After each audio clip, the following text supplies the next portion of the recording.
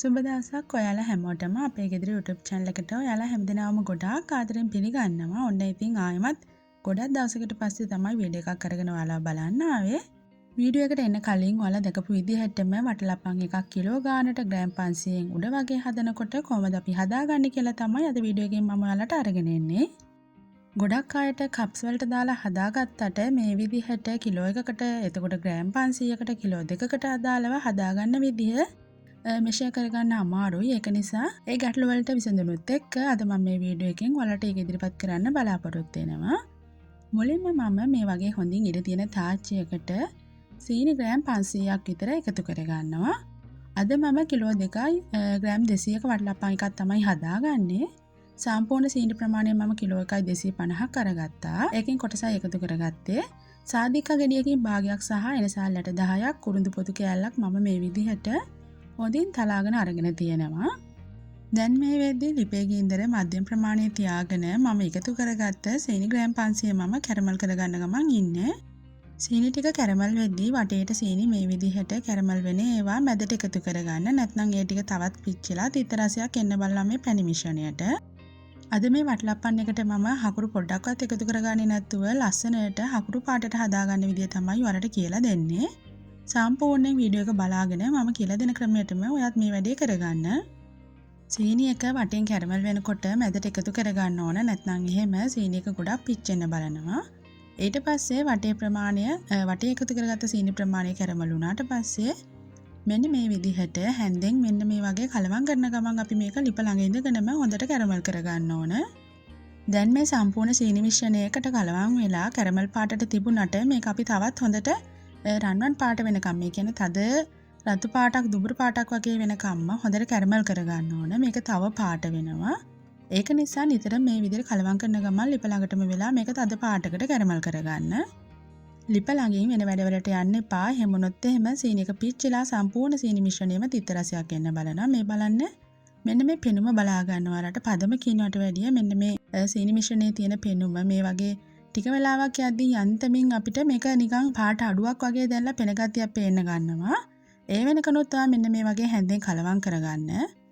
සීනි 500ක් වගේ එකතු කරගත්තම හොඳ ලස්සනට අපිට කැරමල් මිශ්‍රණය හදා ගන්න පුළුවන්. ඔයා වටලප්පන් කිලෝ එකක් හදනවා නම් සීනි ග්‍රෑම් 500ක් අරගෙන ඒකෙන් සීනි 250ක් වගේ එකතු කරලා මෙන්න මේ විදිහට කැරමල් මිශ්‍රණය හදා ගන්න. ඔන්න මම දැන් මේ මිශ්‍රණයට වතුර එකතු කරන්න ආසන්නයි. මේ වෙලාවේදී ඔයා වතුර ටිකක් ළඟින් තියාගන්න. සාමාන්‍යයෙන් මද රස්නේ වතුර එකක් හෝ ඇල් වතුර එකක් ළඟට අරගෙන තියාගන්න. මෙන්න බලන්න පුළුවන් වගේ උඩට පෙන ගතියකට එන ඔයාලට පේනවා ඇති. මේ වෙලාවෙදිත් හොඳට වේගෙන් හැන්දෙන් කලවම් කරන ගමන් අරගත්ත වතුර ටික එකතු කරන්න. මම මෙතනදී වතුර මිලිලීටර් 250ක් වගේ එකතු කරගන්නවා. වතුර ටික එකතු කරගන්න ගමන් මෙන්න මේ විදිහට හැන්දෙන් කලවම් කරගන්න. ඔයාලට දැන් පේනවා ඇති පැහැදිලිවම අර කලින් තිබුණාට වැඩිය තද දුඹුරු පාටක් මේ පැණි මිශ්‍රණයේ තියෙනවා. මෙන්න මේ පාටට අපි පැණි මිශ්‍රණය අරගෙන තියෙන්න ඕනේ. එහෙම වුණාම තමයි වටලප්පන් එක හකුරු වලින් හැදුවා වගේ ලස්සන පාටක් තියෙන්නේ. ඉතින් ඔන්න සීනි එක අපි උණු කරගත්ත සීනි ග්‍රෑම් 500ක් විතර දාලා මෙන්න මේ වගේ පැණි මිශ්‍රණයක්. ඒකට මම මුලින් වතුර මිලිලීටර් 250ක් එකතු කරගෙන පස්සේ ආයෙම වතුර මිලිලීටර් 200ක් වගේ එකතු කරගත්තා. ඊට පස්සේ ඉතිරි සීනි ග්‍රෑම් 750ම මම එකට එකතු කරගෙන මෙන්න මේ විදිහට මිශ්‍ර කරගන්නවා. දැන් මේ වෙලාවේදී ලිපේ ගින්දර මධ්‍යම ප්‍රමාණයෙන්ම තියාගන්න. දැන් මම මේ පැණි මිශ්‍රණයට තලාගත්ත සාදික කයිනසාල් කුරුඳු පොතු මිශ්‍රණයත් එකතු කරගන්නවා. මේ විදිහට පැණියකට එකතු කළා මේ මිශ්‍රණයත් එක්ක පැණියක උණු කරගත්තී ඒ දේවල් වල තියෙන රසය හොඳට මේ පැණියකට උරා ගන්නවා. දැන් අපි මේ පැණි මිශ්‍රණය විනාඩි 10ක් 15ක් මද ගින්දරේ මෙන්න මේ විදිහට හොඳට උණු කරගන්න ඕන.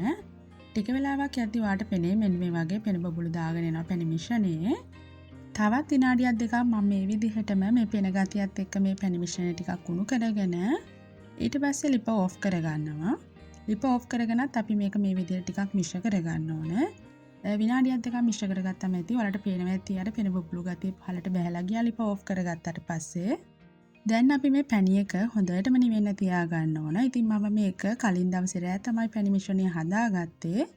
මම දැන් මේ ඔයාලට පෙන්නන්නේ පහුවෙනිදා උදේ. ඉතින් ඔන්න බලන්න පැණි එක ගොඩාක් උකු වෙලා තියෙන මේ වෙලාවේදී. මේ වෙලාවේදී මේ පැණි මිශ්‍රණය ගොඩක් උකු ගම් එකක් එහෙම නැත්නම් ඉටි එකක් වගේ දැනීමට හැන්දෙන් අරගන්නකොට අපිට මේක පොඩ්ඩක් දියාරු කරගන්න පුළුවන් ටිප් එකක් තියෙනවා. දැන් අපි ඒක තමයි මේ කරගන්න ලෑස්ති වෙන්නේ.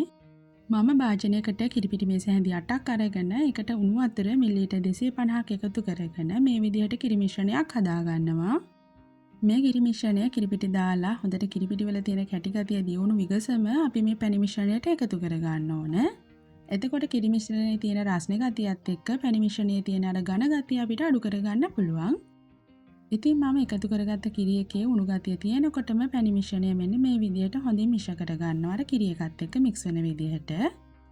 ඔයාලට පේනවා ඇති පැණි එකේ තිබුණු තද ගතිය ටිකක් අඩු වුණා අර කිරි එකේ රස්නේ ගතියත් එක්කම.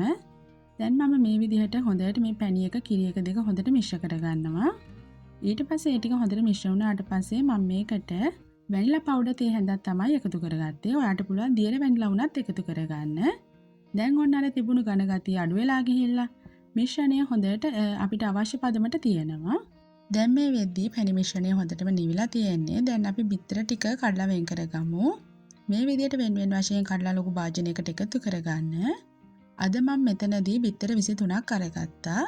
සීනි කිලෝ 1යි ග්‍රෑම් 250ක් සහ බිත්තර 23ක් අරගෙන තියෙනවා. දැන් මම මේ බිත්තර ටික හොඳට මේ විදිහට පෙන ගතියක් එනකම් විස්ක් එක පාවිච්චි කරලා විස්ක් කරගන්නවා. බිත්තර ටික හොඳට බීට් කරගත්තට පස්සේ මම මේ විදිහට හදාගත්ත කිරිපැණි මිශ්‍රණයත් මේකට එකතු කරගන්නවා. ඊට පස්සේ මේ මිශ්‍රණ දෙකම මේ විදිහට අපි හොඳට මිශ්‍ර කරගන්න ඕන. මම මෙතනදී විස්ක් එක තමයි පාවිච්චි කරන්නේ. හොඳටම පෙන ගතියක් එන විදිහට අපි මිශ්‍ර කරගන්න ඕන. ඔයාට මේ විදිහට දෙක හොඳටම මිශ්‍ර වෙනකොට අතර පොඩ්ඩක් බර ගතියක් දැනෙයි. ඒත් නොනවත්වාම මිශ්‍ර කරගන්න.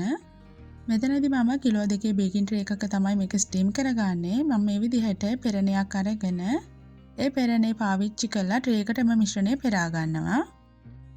මේ විදිහට පෙරණේ පොඩ්ඩක් හැන්දෙන් එහෙ මෙහෙ කරන්න නැත්නම් ටිකක් ඉක්මනින්ම පෙරලා යන ගතිය අඩු වෙන්න පුළුවන්. ට්‍රේ එකේ මම සෙන්ටිමීටර් 1.5ක් විතර උඩින් ඉඩ ඉතුරු වෙන මිශ්‍රණය පුරව ගන්නවා.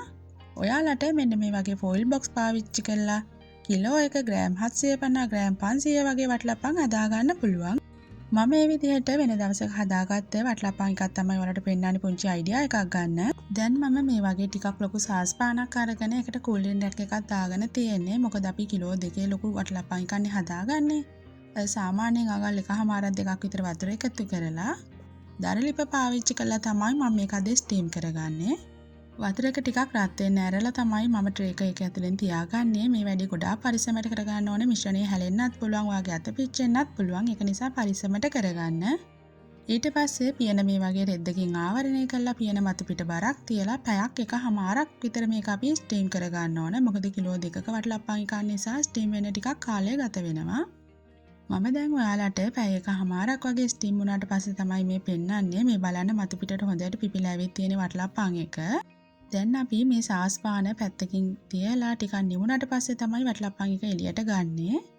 ඔන්න මම ස්ටීම් වුණ වටලප්පන් එකේ පෙනුම තමයි ඔයාලට මේ පෙන්නන්නේ. බලන්නකෝ හකුරු පාවිච්චි කරේ නැති වුණාට හොඳ ලස්සන පෙනුමකට තියෙනවා. ඔයාලට මම අර කලින් පෙන්නුවා ෆොයිල් බොක්ස් එක හදාගත්ත වටලප්පන් එකක් තමයි මේ තියෙන්නේ. ඒක නම් මම ඉදියාපතම්බන ස්ටීමර් එකේ තමයි ස්ටීම් කරගත්තේ.